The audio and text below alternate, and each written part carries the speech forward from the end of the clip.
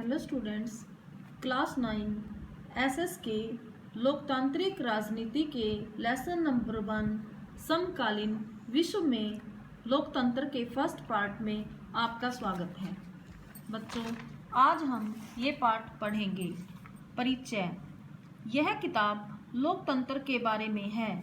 पहले अध्याय में हम देखेंगे कि पिछले 100 वर्षों में लोकतंत्र किस प्रकार दुनिया के ज़्यादा से ज़्यादा देशों में फैलता गया है। दुनिया के स्वतंत्र देशों में से आधे से अधिक में आज लोकतंत्र है।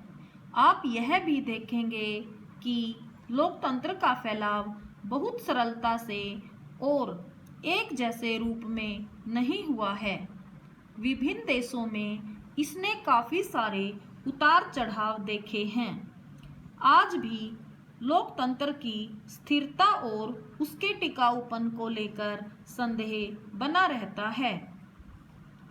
इस अध्याय में दुनिया के विभिन्न हिस्सों में लोकतांत्रिक व्यवस्था के बनने बिगड़ने की अलग अलग कहानियां दी गई हैं।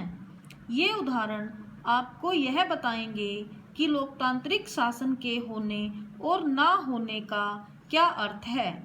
हम लोकतंत्र के विस्तार की इस प्रवृत्ति को नक्शों के माध्यम से दिखाने के बाद एक संक्षिप्त इतिहास दे रहे हैं।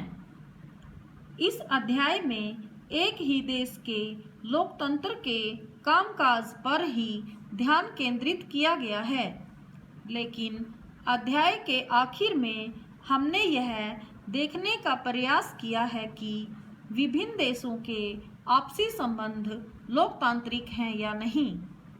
हमने कुछ अंतर्राष्ट्रीय संस्थाओं के कार्यकलापों का परीक्षण किया है। इससे हम यह सवाल पूछ सकते हैं कि क्या हम वैश्विक स्तर पर लोकतंत्र की तरफ बढ़ रहे हैं। लोकतंत्र के 2 किस्से।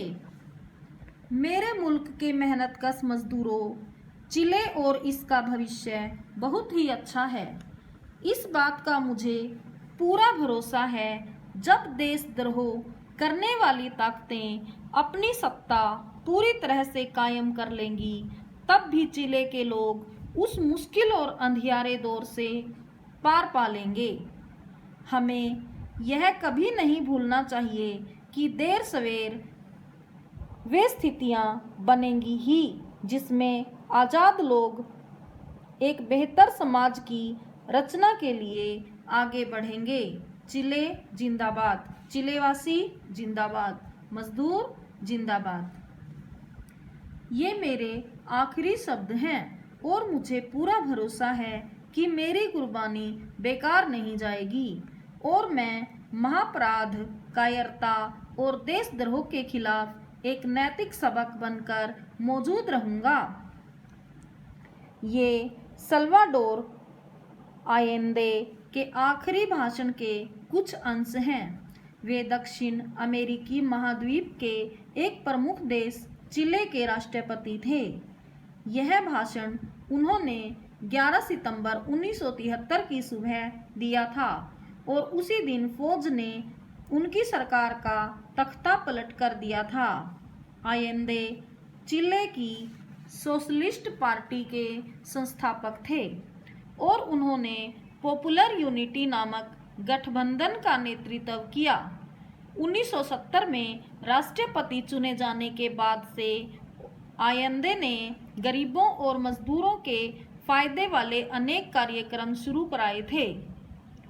इनमें शिक्षा प्रणाली में सुधार, बच्चों को मुफ्त दूध बांटना और भूमिहीन किसानों को जमीन बांटने के कार्यक्रम शामिल थे।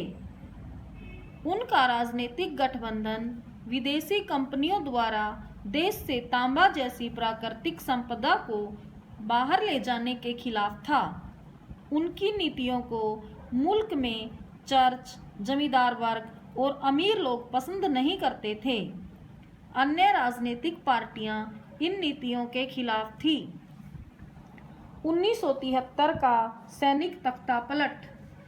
11 सितंबर 1973 को आयेंदे को पता चला कि नौसेना के एक समूह ने बंदरगाह पर कब्जा कर लिया है। जब रक्षा मंत्री अपने कार्यालय पहुंचे तो सेना के लोगों ने उन्हें ही गिरफ्तार कर लिया। सेना के अधिकारियों ने रेडियो के माध्यम से घोषणाएं की और राष्ट्रपति से पद छोड़ने को कहा। आयंदे ने इस्तीफा देने या देश से बाहर चले जाने से इनकार किया।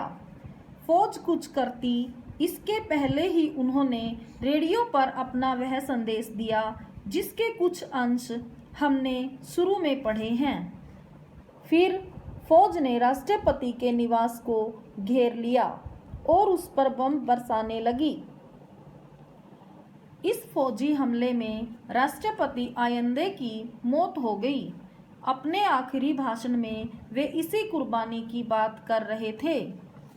11 सितंबर 1973 को चिले में जो कुछ हुआ उसे सैनिक तख्तापलट कहते हैं। इस बगावत की अगुवाई जनरल ऑगस्टो पिनोशे कर रहे थे। अमेरिका की सरकार आयंदे के शासन से खुश नहीं थी। उसने तख्तापलट करने वालों की गतिविधियों में मदद की, उनके लिए पैसे उपलब्ध कराए। तख्तापलट के बाद पिनोशे मुल्क के राष्ट्रपति बन बैठे और उन्होंने अगले 17 वर्षों तक राज किया।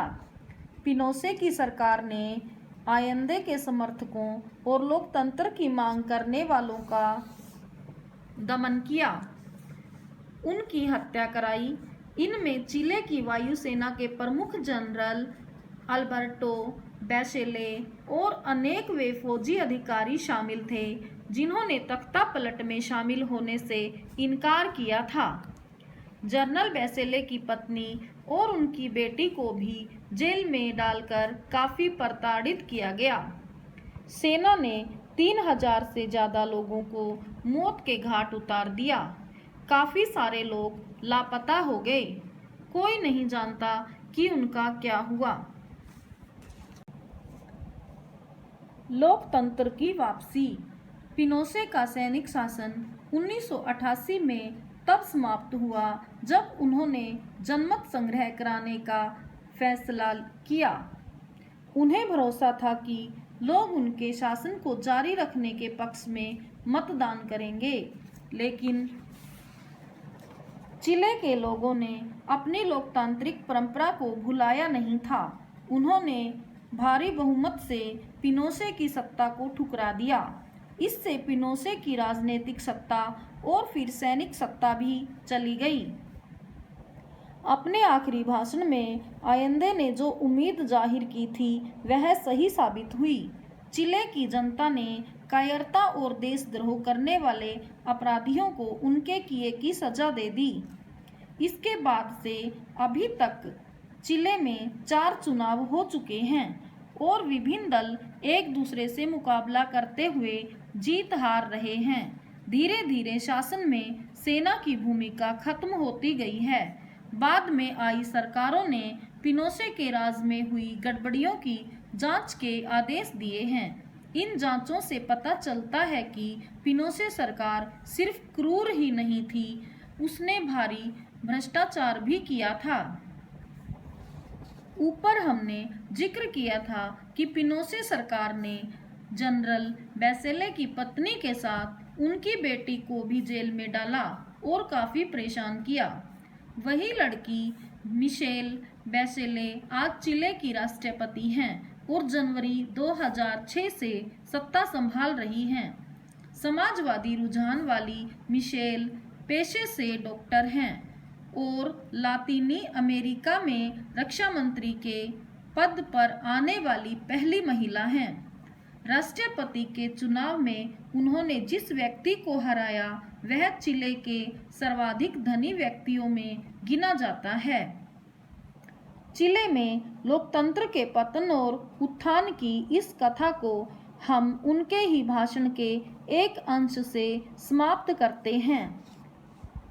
चूंकि मैं नफरत का शिकार बनी थी, इसलिए मैंने अपना यह जीवन नफरत को खत्म करने, सहनशीलता और समझदारी के साथ साथ प्रेम को बढ़ाने के प्रति समर्पित कर दिया है। धन्यवाद बच्चों, आज के लिए इतना ही। बाकी लेसन हम पार्ट 2 में पढ़ेंगे।